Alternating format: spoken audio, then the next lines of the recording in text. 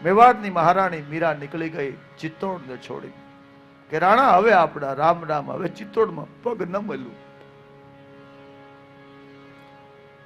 જ્યારે પણ ભક્તોને હાંકી કાઢવામાં આવ્યા છે ત્યારે પ્રદેશનું અકલ્યાણ થયું છે. મેવાડમાં દુષ્કાળ પડવા લાગ્યા. ઉપરા ઉપરી દુષ્કાળ પડે છે, માણસો તલવળે છે. હવે તો મૂંગા ઢોરો ધીરે ધીરે મરવા લાગ્યા પાણીને લીધે. ઘાસચારો ખતમ, પાણી મળે નહીં. એટલે બહુ ફરિયાદ કરી કે રાણા, એવું લાગે છે કે મીરાએ મેવાડ છોડ્યું ને ત્યારથી આપણી કઈક અલગ પ્રકારે ઈશ્વર કસોટી કરે છે. પણ મને એવું લાગે છે કે મીરા આવી જાય ને તો બધું થાળે પડી જશે. હવે રાણો કહે ભાઈ પ્રયાસ કરો, તમે કહો તો હું પગે લાગ્યો.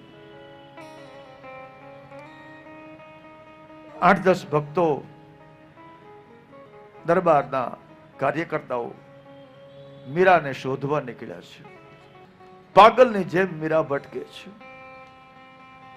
એટલે આ મેવાડના સ્વજનોએ કીધું કે મીરા તારી હાલત જો, તું મેવાડની મહારાણી છો, પગે છાલા છે, આંખમાં અશ્રુ છે, આ શું કર્યું છે? અને તું ક્યાં ભાગે છે? તને ખબર છે ઠાકોરજીને થયે તો 5000 વર્ષ થઈ ગયા, એ તને નહીં મળે. મીરા કે મને મળે કે ન મળે મને કાંઈ ખબર નથી, પણ મને એને ગોતવામાં મજા આવે છે એટલે હું ભાગું છું. બાપ મીરા, મેવાડની હાલત ખરાબ થઈ ગઈ છે. તમે નહીં આવો ને આ વર્ષે વરસાદ નહીં આવે તો મેવાડની ગાય અને મૂંગા પશુઓ ભાંભડા નાખી નાખી મરી જશે.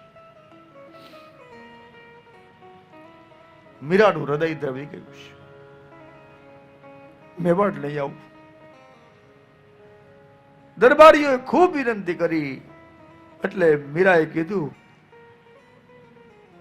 કે હું જેની મૂર્તિ લઈને પરણી છું ને મારા ઠાકોરજીની, દ્વારકાધીશને પૂછી આવું, જો એ કહેશે તો હું આવીશ.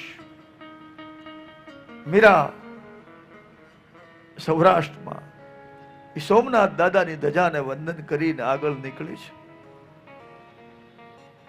દ્વારકાધીશ જગત મંદિરના શ્રી વિગ્રહ, શ્યામ વિગ્રહ, દ્વારકાધીશનો વિગ્રહ. ધીરે ધીરે મીરા પગલા ભરે છે. અધ વચ્ચે સામે આવીને ઉભી રહી.